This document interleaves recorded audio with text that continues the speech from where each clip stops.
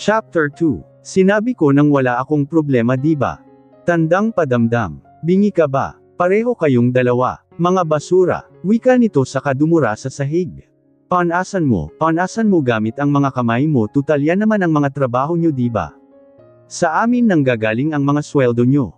Nakangisi nitong saad, nananatili namang kalmado si Mia pero si Sarah kaunti na lang ay papatulan niya na ang guest na ito na akala mo ay binayaran niya na ang mga buhay ng mga hotelier. Ano bang nangyari? Anong ginawa mo? Tanong niya na kay Sarah, kailangan niyang malaman kung anong pinagsimulan ng lahat para matapos na ito at maibigay na kung anong kailangan ng guest. Naninigarilyo kasi siya rito na ipinagbabawal ng hotel. Sinabihan ko lang naman siyang bawal manigarilyo kung gusto niya sa labas na lang siya. Sagot niya naman, nagulat na lang sila nang biglang hila ng babae ang buhok ni Sarah kaya mabilis na pumagitna si Mia para awatin ang guest. Sino ba kayo para utusan ako? Ha? VIP ako rito. Baka gusto niyong mawalan ng trabaho.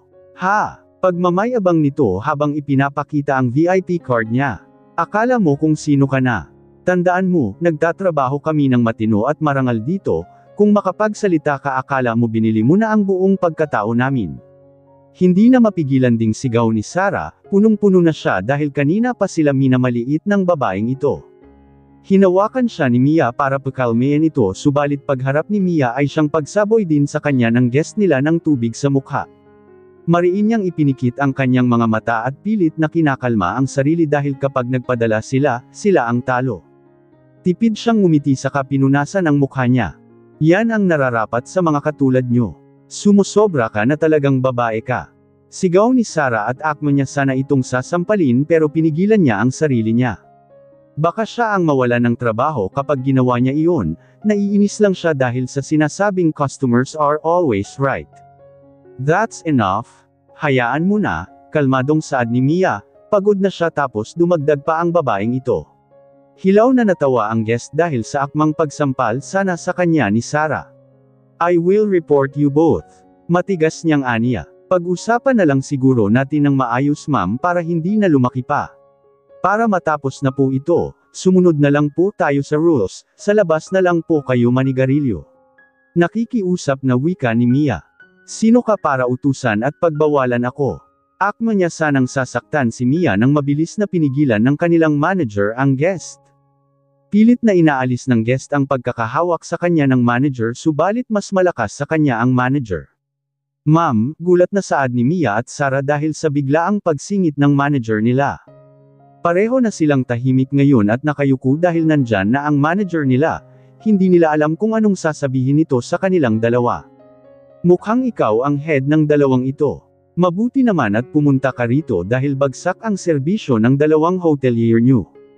Anong klaseng mga empleyado ba meron kayo? I am not here para pag-alitan ng dalawang ito, we are not going to tolerate that kind of attitude you have. Daig ka pa ng dalawang basurang sinasabihan mo dahil mas marunong pa silang umintindi. Malaki na yung simbol na yan na bawal ang paninigarilyo sa loob ng hotel pero hindi mo pa rin maintindihan. Napaangat ng ulo ang dalawa dahil sa hindi nila inaasahan na sinabi ng head nila. Hindi makapariiwalang tumawa ang guest dahil din sa sinabi ng manager. Pare-pareho lang kayong lahat, mga umaasa lang sa mga pera namin. Pera lang ang ibinibigay mo pero hindi mo mapapalitan at mapapantayin ang serbisyo namin. Sige, subukan mong matulog sa marumi at mabahong higaan kung wala kami, subukan mong umihi sa maruming creek, subukan mong maligo sa makati at malabong swimming pool. Subukan mong tapunan ng pera kung makikita mong lilinis at babanggo ang lahat ng yun. Subukan mo at kapag nagawa mong pagalawin ang mga pera mo baka doblehin pa namin yan. Nagngit-ngit naman ang mga ngipin ng guest na yun at hindi nakasagot sa manager. Akma na sanang aalis ang guest para pumasok sa kwarto niya nang bigla siyang pigilan ng manager. Ano ba? Hindi mo ba talaga maintindihan? Alisin mo yang sigarilyo mo. Aalis na nga ako diba? Pasigan itong sagot, tinawag naman ng manager ang dalawang guard. Palabasin niyo yan. Utos niya rito na mabilis ding sinunod ng dalawang gwardiya. Ibaba niyo ako. Ano ba? Nasa loob ang mga gamit ko. Pagsisigaw niya, inutusan naman ng manager ang isang babae para isunod ang mga gamit nito na nasa loob ng kwarto niya. Sinenyasan niya ang dalawa na sumunod sa kanya, nakayuko at tahimik silang sumunod. Kinakabahan na si Sarah dahil baka narinig siya ng manager nila na pinapatulan niya ang guest. Nakarating naman sila ng office, naupo ang manager nila habang pareho silang nakatayo sa harap habang nakayuko ang mga ulo. Ilang minutong nanag ang katahimikan sa kanila, mariing ipinikit ni Mia ang mga mata niya dahil ramdam niya na ang pagkahilo. Tandaan niyo palagi ang kauna-unahang dapat ay ginagawa niyo kapag nasa ganito kayong trabaho. Sarah, ano bang unang dapat ginagawa kapag nasa ganung sitwasyon? Tanong nito, nakagat ni Sarah ang pang-ibaba niyang labi sa sinagot ang manager. Maging mahinahon at mapagpasensya ma'am. Alam mo naman pala, bakit hindi mo ginawa? Ginawa ko naman po ma'am, sadyang hindi ko lang po kinaya ang pangmamaliit niya sa mga katulad natin. Kahit anong klaseng sitwasyon at kahit na ano pang sabihin niya sa'yo, maging kalmado ka. Kung talagang makulit at ayaw pakiusapan, itapon mo sa labas. Ganon ka-simple. Wika nito subalit hindi naman siya galit, kagat-kagat ni Sarah ang labi niya dahil mas brutal pa pala ito kesa sa kanila. Akala mo kung sino ng mga binili ang mga buhay natin. Mga hindi rin naman kayang mabuhay kung walang uutusan. Inis niya ring saad dahil narinig niya lahat ng mga sinabi ng babaeng yun na panlalait sa mga hotelier. Tiningnan niya naman si Mia na nananatiling tahimik habang nakayuko. Good job Mia, wala pa ring papantay sa pagiging kalmado mo. Sige na makakaalis na kayo. Nagpaalam naman na silang dalawa saka lumabas ng office ng kanilang manager. Nananatiling tahimik si Mia dahil nahihilo na siya, hindi siya masyadong nakakain kanina dahil wala siyang gana.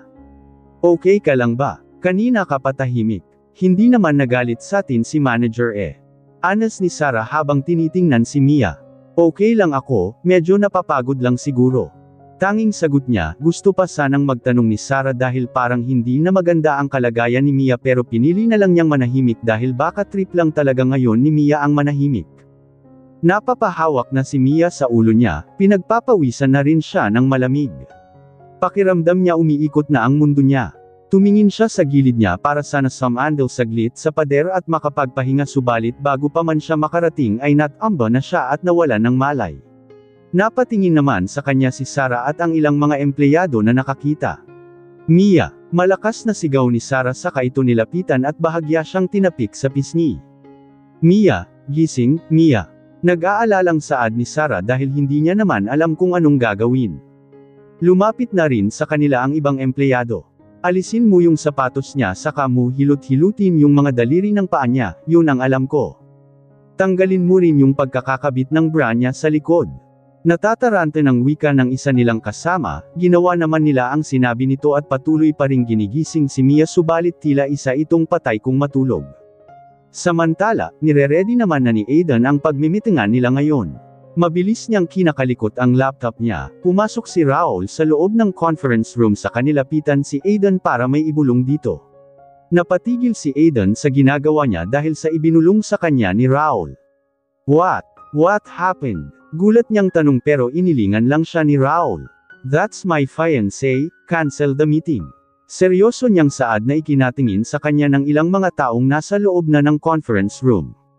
Tumayo na si Aidan sa kalumabas ng conference room at lahat ng mga nakakasalubong niyang mga empleyado ay napapagilid at napapayuko sa kanya. Ang tindig niyang nagbibigay ng takot sa mga empleyado niya. Mia ano ba? Gumising ka naman. Ano bang nangyayari sa'yo? Halos maiyak ng wika ni Stella, hindi pa rin nagigising si Mia. Hindi pa rin dumarating ang ambulansyang tinawagan nila. Namumutla na rin si Mia na akalain mong wala ng dugo sa katawan. Napagilid naman silang lahat nang dumating ang boss nila. Walang umiimik sa kanila pero mga nagpapakiramdaman dahil sa hindi naman sila sanay na nakikita ang boss nila sa mga ganitong sitwasyon. Napatingala si Stella nang lumuhad si Aidan para buhatin si Mia. Sir, mahina nitong saad pero hindi umiimik si Aidan saka iniangat si Mia na wala pa ring malay. Tahimik silang lahat at nakayuko kahit na gusto nilang tingnan ang boss nila. Walang umiimik sa kanilang lahat hanggang sa makaalis si Aidan kasama si Mia. Anong meron? Anong nangyari? Si Sir yun hindi ba? Halos hindi makapaniwalang saad ng isang babaeng empleyado. Lahat sila ay tulala habang nakatingin sa nakatalikod na boss nila at papalayo na. Seryoso ba talaga si Sir sa sinabi niya? Kung ganun, totoo yung balibalita na inaya ni Mia ng kasal si Sir tapos sila na ngayon. Tandang padamdam panipik. Tila hindi nila matanggap na saad, napatingin na lang sila sa isang babaeng bigla na lamang napaupo dahil sa panghihina ng tuhod niya. Ganun niya lang kadaling nakuha si Sir Aiden. Si Sir Aiden na halos crush ng bansa. Kanya-kanya nilang saad, napangiwi na lang si Sarah. Kung makapagsalita naman kayo akala nyo ang gaganda nyo. Hoy mga babwita, inggit lang kayo dahil baka kapag kayo ang nag-aya ng kasal kay Sir ay wala na kayong trabaho kinabukasan. Sadyang maganda lang si Mia. Mga inggit erang poloka. Wika ni Sarah sa mga kasamahan niya sa trabaho. Sino ba naman kasing mag-aakala na papayag si Sir? Hindi niya naman kilala si Mia. Sagot pa ng isa. Ha? Bakit? Malay nyo, akala lang natin na hindi niya kilala si Mia pero may lihim pala siyang pagtingin kay Mia. O ano kayo ngayon? Pang-aasar niya sa mga ito saka siya umalis. Napapadabog na lang yung iba dahil sa sinabi ni Sarah at sa ginawa ng boss nila. Umaasa na gagawin din ba ng boss nila yun sa kanila kung anong ginawa niya kay Mia? Anong ginagawa niyong lahat dyan? Lahat sila ay mabilis na tumakbo para magtungo sa mga trabaho nila nang marinig na nila ang sigaw ng head nila. Maaga pa para sa tsismisan. Sigaw pa nito at walang nakapagsalita sa kanilang lahat at kunwaring mga abala na sa mga trabaho nila. Binuksan naman na ni Stella ang pintuan ng isang VIP suite dahil iyon ang utos ng boss nila. Okay naman na po sir sa kwarto niya, baka po may mag-check-in mamaya rito. Nahihiyang saad ni Stella, ibinaba na ni Aiden si Mia sa napakalambot at napakabangong kama. It's okay, I'll tell them that she is already using this. Hindi naman na nakasagot si Stella sa kanilapitan si Mia. Pero nagpatawag na po kami ng ambulansya. I will tell to my doctor to check her. Don't worry, just take care of her. Stay beside her. Tumango na lang si Stella, nahihiya man sa boss nila ay nagpapasalamat na lang din siya dahil sa kabutihan nito sa katulad ni Mia. Hindi nila kilala ang boss nila, hindi niya alam kung seryoso ba talaga ito sa sinabi ni Mia noong mga nakaraang gabi pa. Mukha kasing sineryoso ng boss nila ang tungkol doon. Inayos ni Aiden ang kumot kay Mia sa kanya ito tinitigan sa mga mata niya. Napapailing na lang siya dahil mukhang ibinubuhos na lang niya ang oras niya sa trabaho dahilan para mawalan ng malay. Inutusan niya na si Raul na tawagin ang sariling doktor ni Aiden para tingnan si Mia. Nung una ay nagulat pa si Raul dahil ngayon lang naman ito ginawa ng boss niya pero hindi na siya nagsalita pa saka tinawag ang doktor. Lumabas na si Aiden sa kwartong iyon saka nag-utos na lang ng empleyado para sabihin na ginagamit niya ngayon ang kwartong iyon kahit na may sarili na siyang kwarto sa hotel para pagstayan niya sa gabi. Wala namang imak ang mga empleyado kahit na nagtataka na sila kung bakit sa isang VIP room pa inilagay si Mia gayong may mga sarili namang kwarto ang mga empleyado. Ang mga empleyadong walang alam sa nangyayari ay inaakala na special si Mia sa boss nila o baka hindi nila alam ay palihim na nagkikita ang dalawa. Hindi naman masyadong nakikipag-usap ang boss nila sa kahit kaninong empleyado bukod na lang kung may iuutos ito kaya nagtataka na lamang sila sa ikan-ikilos nito ngayon. Matiyaga namang nagbabantay si Stella nang matapos na tingnan ng doktor si Mia. Masyado lang siyang napagod at nalipasan ng gutom kaya siya nawalan ng malay, maya-maya ay gigising na rin. Pinupunasan ni Stella ng basang towel ang mukha ni Mia. Ano kasing ginagawa mong babae ka eh? Wika pa nito. Hindi ko na tuloy alam ang gagawin ko, nakakahiya na kay Sir, panenermon pa nito kahit natulog pa rin si Mia pero napangiti rin hindi kalaunan dahil tila ba kinikilig siya dahil sa ginawa ng boss nila sa kaibigan niya. Ang swerte mong babae ka. Nang magising si Mia ay dahan-dahan siyang umupo, inilibot niya ang paningin niya sa kabuuan ng kwarto. Nagsalubong na lang ang mga kilay niya dahil sa lawak at ganda ng kwartong kinaroroonan niya ngayon. Napahawak siya sa ulo niya dahil sa bahagya pa niyang pagkahilo. Nasaan ba ako? Pagtatanong pa niya sa sarili niya. Sakto naman ang paglabas ni Stella mula sa kusina kaya napalingon sa kanya si Mia. Mabuti naman at nagising ka na, 3 oras ka ring nakatulog. Hindi ka na naman ba kumain ng umagon? Nasaan ba ako? Anong kwarto to? Hindi niya pinansin ang sinabi ng kaibigan niya. Ibinaba na muna ni Stella ang mga daladala niyang pagkain sa kama sa kanya hinarap ng maayos si Mia. Nandito pa rin naman tayo sa hotel, sa VIP room. Halos mapatayo sa kinahihigaan niya si Mia dahil sa sinabi ng kaibigan niya. Bakit dito ako dinala? Wala akong pambabayad dito. Alam mo naman kung gaano kamahal ang bayad dito per hour. Alam ko yun, hindi naman kita ay dadala rito kung may babayaran ka. Bahagyang kumunat ang noo ni Mia, kung ganun hindi siya magbabayad. Hindi ako magbabayad. Sino nagdala sa akin dito? Kuryoso niyang tanong, wala na siyang matindaan sa nangyari dahil sa nawalan na nga siya ng malay kanina. Hindi, si Sir Aiden ang nagdala sa'yo rito. Kinakabahan tuloy ako sa'yo, hindi ko naman pinagdududahan si Sir pero hindi pa rin kasi tayo sigurado kung para saan ang mga ginagawa niya sa'yo, ginawa niya lang naman ang mga ito simula nang alukan mo siya ng kasal eh. Pahamak ka talaga. Naiinis subalit nag-aalala pa rin niyang saad napaisip naman si Mia, napapasapo na lang siya sa noo niya dahil baka nga tama ang kaibigan niya. Hindi naman sila close ng boss niya para kumilos siya ng ganito para sa kanya. Kung mag-usap naman sila dati ay dahil na yun sa trabaho at wala ng iba, bukod dun minsan lang naman niya ito makita at makausap kaya bakit akala mo kung sinong parang close sila? Kakausapin ko na lang siguro siya. Kung kailangan kong bayaran ang pagstay ko rito gagawin ko na lang sa paglilinis. Isa, hindi ka ba kumain? Kumain ako. Pero kaunti, napairap na lang si Stella dahil kilala niya na ang kaibigan. Alam niya nang hindi sanay ang katawan niyang hindi kumain ng kaunti tuwing umaga ginagawa pa rin niya, alam niya nang marami silang trabaho. Hindi na umimik si Mia at okupado na ang isip niya tungkol sa boss nila. Nagtataka siya kung para saan ang ginagawa nito para sa kanya. Gusto niya tuloy alalahanin kung anong isinagot sa kanya ng boss niya noong gabing yun pero masyado nang malabo at kahit anong gawin niya hindi niya na maalala. Iniisip niya baka kasi may pinag-usapan pang silang dalawa na sila lang ang nakakaalam pero hindi niya na maalala. Baka ito ang dahilan kung bakit ginagawa ito ng boss niya sa kanya. Aish, halos minus niyang aniya sa sarili, baka mamaya ibinente niya na pala ang kaluluwa niya nang hindi niya alam. Kumain ka na lang kesa mag-isip pa ng kung ano-ano. Hindi mo na maibabalik kung anong mga nangyari. Tila mas problemang wika ng kaibigan niya.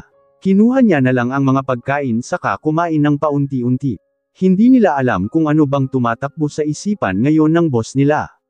Okay na ang maghapon mo, hindi mo na raw kailangang alalahanin sabi ni Sir. Magpahinga ka na lang daw. No, I'm okay. Kaya ko naman ang magtrabaho kaya wala na silang dapat ipag-alala. Baka hindi ko alam masyado ng malaki ang utang ko rito sa hotel at wala na akong sasahuran sa katapusan. Tinapos niya na ang pagkain niya saka inayos ang ganarnet niyang kama. Pareho pa nilang chinek lahat ng gamit kung kompleto ba dahil kapag may nawala, ibabawas iyon sa sahod nila. Nang maayos na nila ang buong kwarto ay sabay na silang lumabas. Pilit mong iniiwasan ang tungkol sa nangyari noong nakaraang gabi, hindi na nga masyadong pinansin iyon ng ibang empleyado pero mas lumala pa ngayon. Ano na lang gagawin mo? Hindi nakasagot si Mia. Alam niyang magtatanong sa kanya ang mga empleyado ng hotel.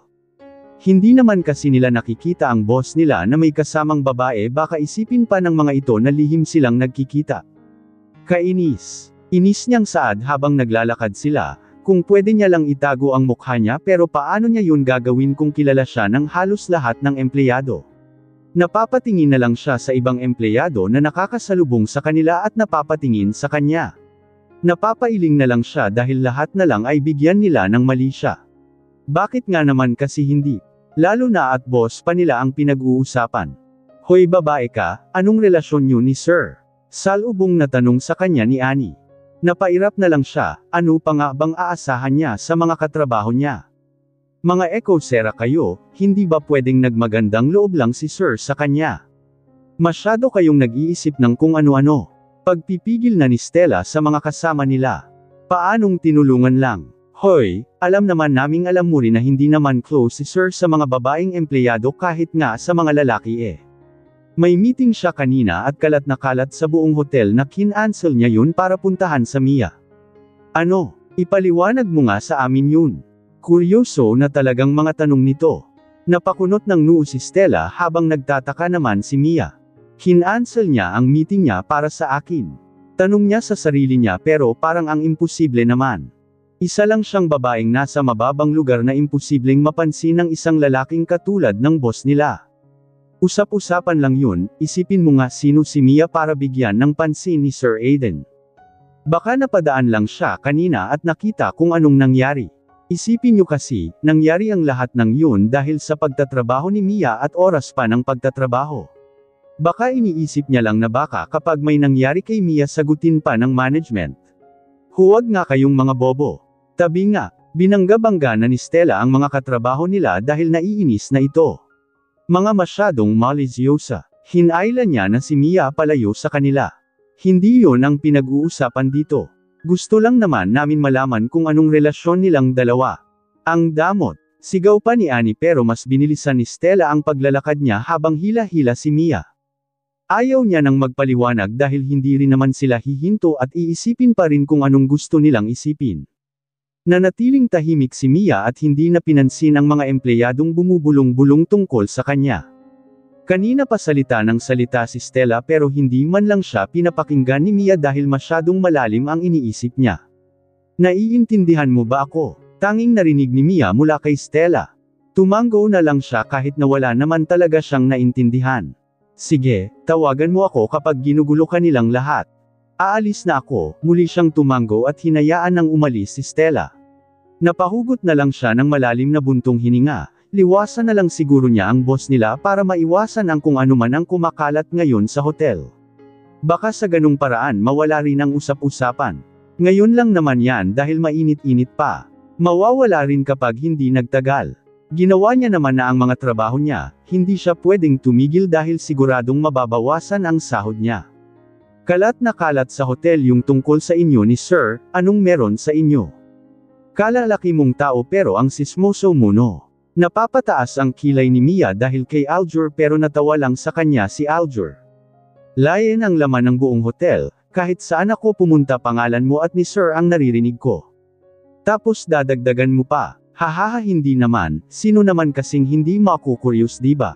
Pangalan ni Sir ang nakadikit sayo, tanging buntong hininga na lang niya ang narinig niya kay Mia. Sa dami ba naman kasi ng pangalan na pwedeng sumabit sa kanya ay ang boss pa nila. Isang mabigat na tao, bigla niya tuloy naramdaman ang kahihiyan nang maalala niya ang ginawa niyang pag-aaya ng kasal dito. Pakiramdam niya tuloy napakababa niyang babae dahil sa ginawa niya. Sino bang babaeng nasa matino ang utak na ayain ng kasal ang isang lalaki? Pahamak na Jackson. Aniya sa sarili habang nagtatrabaho. Sa tuwing may nakakasalubong siyang mga empleyado ay tinatakpan na lang niya ang mukha niya. Kung totoo man yun, napakaswerte niya. Kung alam ko lang siguro na papayag si Sir na magpakasal kaagad kapag inaya siya baka ginawa ko na rin ha. Rinig pa niyang pagtatawanan ng ilang mga kababaihan na nasalubong niya. Napapailing na lang si Mia dahil kung alam lang nila kung anong kahihiyan siya meron ngayon.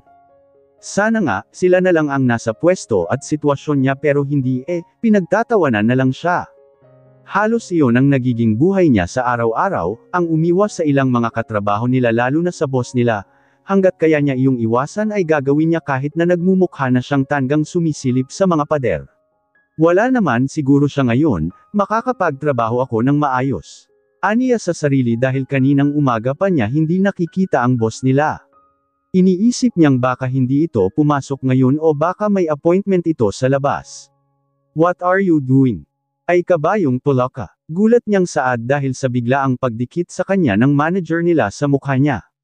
Sinisilip niya kasi ang daang daraanan niya kung wala ba dun ang boss nila pero biglang idinikit ng manager nila ang mukha niya kay Mia at tinitingnan din kung anong sinisilip ni Mia. Umayos siya ng tayo sa kahinarap ang manager. Miss Cruz, aniya rito habang nakayuko ang ulo niya. Kanina ka pa hinahanap ni Sir Aiden. Go to his office now. Gulat niya na namang tanong sa kasya na patingala pero seryoso ang manager nila sa sinabi niya. Anong nakakagulat dun? Pinapatawag ka ni Sir Aiden. He needs you now in his office. Pero, bakit po ako? Gusto na lang niyang mawala sa kinatatayuan niya. Marami namang empleyado sa hotel kaya bakit siya pa na umiiwas dito? Sa ikaw ang hinahanap May ginawa ka bang kalokohan? Wala naman po, mabilis niyang sagot. Yun naman pala anong ikinatatakot mo? Umiling lang si Mia, mukhang hindi pa rin nakakarating sa manager nila ang tungkol sa ginawa niya at sa mga kumakalat sa hotel. Sino ba naman kasing maglalakas loob na magtsismisan kapag nasa paligid lang nila ang manager nila? Ano pang ginagawa mo rito? Kumilos ka na, utos ng manager nila pero parang ayaw niya na lang gumalaw, ayaw niya nang maglakad. Wala pa siyang lakas ng loob para kausapin at harapin ang boss nila ngayon.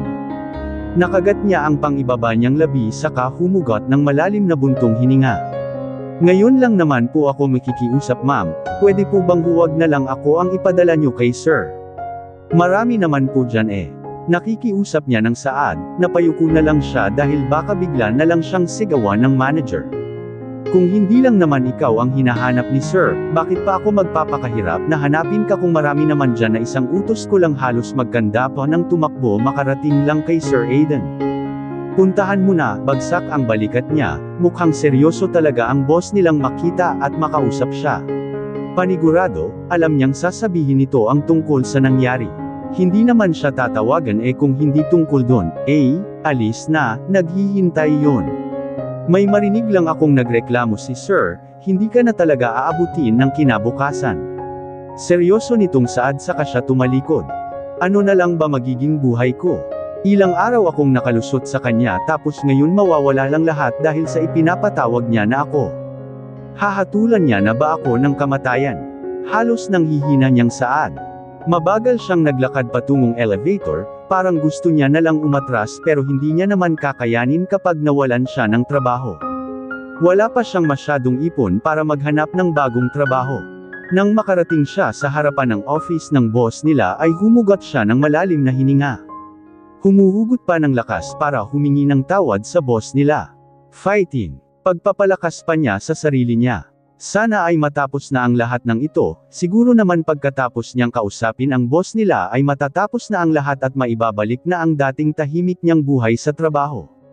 Kumatok na siya ng 3 beses sa pintuan, tila nakikipaghabulan na siya sa marathon ngayon dahil sa bilis ng tibok ng puso niya.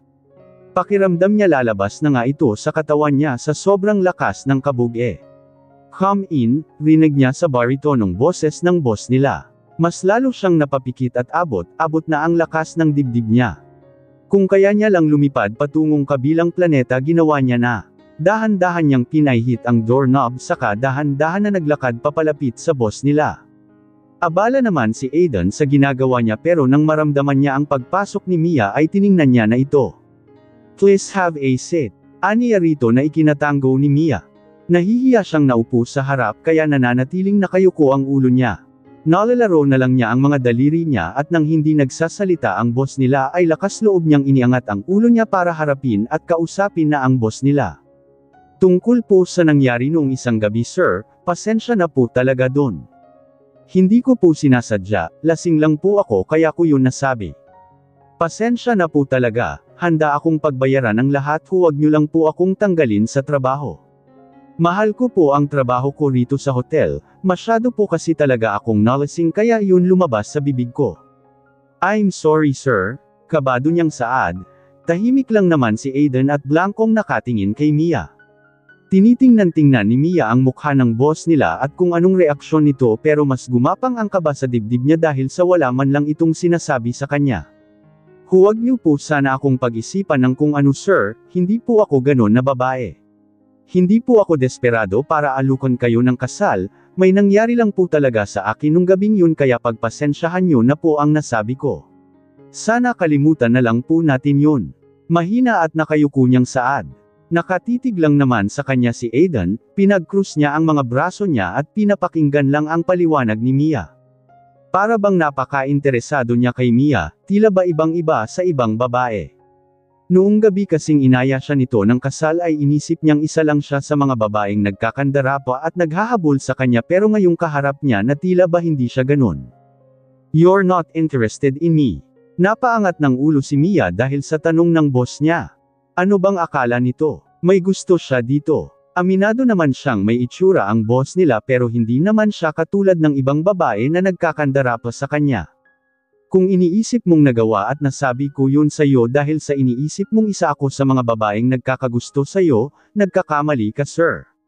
Hindi po ako ganon, gusto ko rin naman pong linawin yun sa'yo saka para matapos na po yung kung ano man ang kumakalat dito. Diretso niyang tiningnan sa mga mata ang boss nila para malaman nitong seryoso siya at hindi siya nagbibiro baka kasi isipin pa rin nito na may gusto siya sa boss nila. Blanco lang nakatingin sa kanya si Aiden at mas lalo siyang nagiging interesado kay Mia hindi dahil sa nagkakagusto siya rito kundi dahil ramdam niyang hindi ito nagbibiro. Ramdam lang naman niya ang isang babae kung isa ito sa mga nagkakandara pa sa kanya. Napatingin na lang siya kay Aiden dahil sa biglaan nitong pagtayo saka ito may kinuha sa bulsa ng suit niya. Gulat siya nang biglaang hawakan ng boss niya ang kamay niya at may sapilitan itong isinuot doon. "What do you think you're doing?" Kunot noo niyang tanong dito, nakalimutan niya na rin na boss niya ang kaharap niya dahil sa tono ng pananalita niya. Tiningnan niya ang kamay niya kung ano ang inilagay doon ng boss niya at nagtataka siyang nakatitig dito sa kanya nilingan ang boss niya. "Para saan po ba ito?" Kalmado niya ng tanong. "Like what I said, I will keep my words. Promise is a promise." Salubong na ang kilay ni Mia dahil hindi niya na naiintindihan ang sinasabi ng boss nila. Bakas ang pagtataka sa mukha ni Mia. "You asked me to marry you, so I decided to marry you." Halos masamid sa sarili niyang laway si Mia sa narinig niya, nasuntok-suntok niya ang dibdib niya dahil sunod-sunod na ang pag-ubo niya. Nang mag-abot ng tubig si Aiden sa kanya ay mabilis niya iyon kinuha at ininom. Nang makaginhawa siya ay kunot-noo niyang tiningnan ang boss niya. "Ano ba tingin mo sa akin? Sinabi ko na sayong lasing lang ako nang gawin ko yun sa'yo. Hindi ako seryoso sa mga sinabi ko saka wala na akong matandaan. Ipinaliwanag ko na rin sayong hindi ako kagaya ng mga babaeng nagkakandara pa sa'yo." Wala na siyang pakialam if she sounds disrespectful in front of her boss pero hindi naman siya papayag na tingnan na lang siya ng boss niya bilang isang mababang babae. "I know and I'm serious." Hilaw na natawa si Mia. "Yun naman pala bakit mo pa ginagawa ito? Para saan pa ang singsing na ito?" Itinaas niya ang palasingsingan niya kung saan nakasuot ngayon ang isang diamond engagement ring. "You asked me to marry you and I will marry you. I'm serious, if you're gonna remove that ring in your finger, you're fired." Seryoso niyang saad saka umalis na at lumabas ng sarili niyang office. Halos hindi makapaniwalang tumawa si Mia, tila nababaliw na siya pero mas nababaliw na ang boss niya. Sino ba siya sa tingin niya? Nababaliw na ba yun? "Sinabi ko nang hindi ko siya pakakasalan di ba? Ano pa bang problema niya? Sinabi na ngang hindi ako seryoso sa sinabi ko di ba? Binabawi ko na yun kaya ano ba ang hindi mo naintindihan doon?" Halos mabaliw niyang saad, gusto niya na lang sabunutan ang sarili niya. Ano ba ang hindi naintindihan ng boss niya sa sinabi niya? Bakit kailangan pa niyang tuparin kung anong sinabi niya gayong hindi naman seryoso si Mia sa sinabi niya? "He's crazy." Naiinis pa rin niyang saad. Tiningnan niya ang nakasuot na singsing sa daliri niya sa kanya iyon inalis. "Sino ba siya para pakinggan ko?" Ibinulsa niya na ang singsing na iyon at ibalik na lang niya kapag nagkita sila uli ng boss niya baka kasi kapag nawala ito ay pabayaran pa sa kanya. Wala na nga siyang pera. Hindi maalis sa isipan ni Mia ang sinabi ng boss niya, napapailing na lang siya kapag naaalala niya ang tungkol doon. Hindi tuloy siya makapag-focus sa trabaho niya nang dahil doon. Gago ba siya? Kahit siya ang boss namin dito at hindi dahil may itsura siya papatulan ko siya. Kapal ng mukha, anong akala niya lahat ng babae may gusto sa kanya?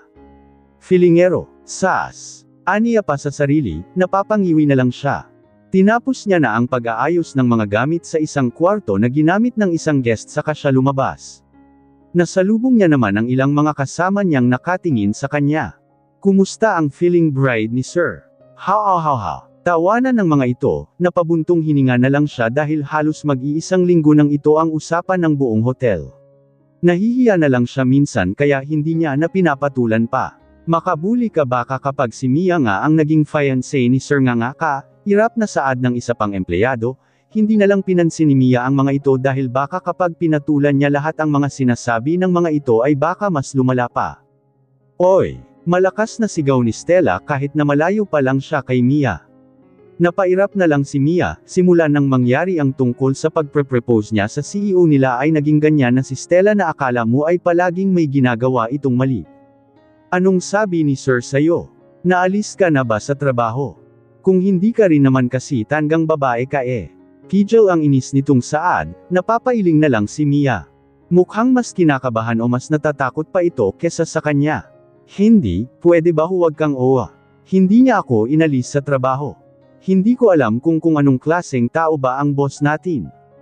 Ang pilingero. Hindi niya na matiis na saad, napalingga sa paligid si Stella dahil baka may makarinig sa usapan nilang dalawa sa kanya. Hinayla si Mia at nagtungo sa lugar kung saan walang makakarinig sa kanilang dalawa. Hindi pa rin maalis ang inis sa mukha ni Mia, riyang gigigil pa rin siya sa boss nila. Pinaliwanag niya na nga lahat tapos sineryoso pa niya ang pagpre-propose niya sa kanya. Ha! Hilaw siyang natawa. Ano bang nangyari? Anong pinag-usapan niyo ni Sir at ganyan ang itsura mo? Bakit hindi ka nalang sumunod sa kanya para hindi ka maalis sa trabaho mo? Boss pa rin naman natin siya eh. Anong akala mo sakin? Isang mababang babae. Hoy Stella, kahit naman ganto lang ako, hindi ako katulad ng babaeng iniisip niya. Nababaliw ka na ba? Ako, papayag na magpakasal sa kanya. Nasisiraan na siya ng bait dahil sineryoso niya masyado yung sinabi ko. Tandang padamdam. Anong akala niya sa kasal? Isang laro. Napakunot ang noo ni Stella, mukhang nakukuha niya na ang ibig sabihin ni Mia. Tanda niyang sumagot ang boss nila kay Mia nang mag-propose ito na pakakasalan niya nga si Mia. Ang ibig mong sabihin, pinapunta ka ni Sir Aidan sa office niya para pakasalan ka. Yun na nga. Ha! Ang kapal ng mukha. Inilabas niya ang singsing na ibinigay sa kanya ng boss nila sa kanya ipinakita kay Stella. Natutop na lang ni Stella ang bibig niya habang nakatingin sa diamond ring ni Mia. Alam niyang mamahalin talaga ito at hindi biro ang halaga ng singsing. Kinuha niya ang hawak na singsing ni Mia sa katiningnan ng mabuti ang singsing.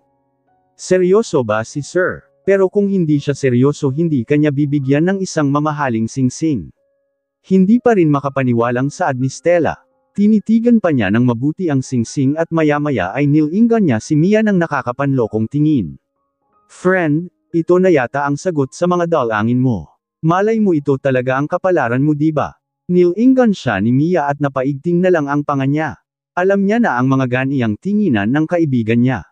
Kahit naghihirap ako Stella, hindi ko siya papatulan, at kahit maghirap ako habang buhay hindi ako aasa sa mga ganitong bagay, kaya tigil-tigilan mo akong babae ka.